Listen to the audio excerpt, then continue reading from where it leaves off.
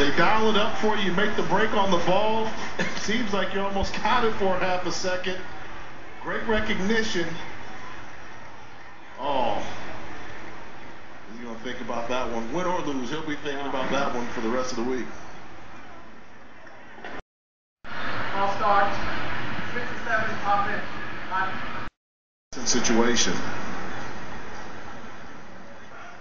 Alabama State brings heat like they've done much of the night. Moore trying to beat it. Pendleton's got it for a first down. Third time that Zachary Pendleton has beat that blitz over. And Jackson State punch it in. Moore with a pull lead for the touchdown.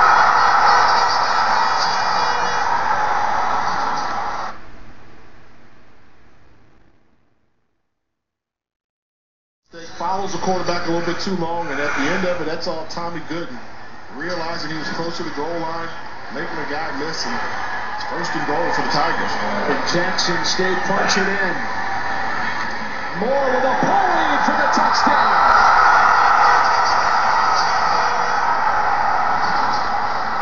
And Jackson State has scored 27 of the last 30 points. They lead by 2 scores.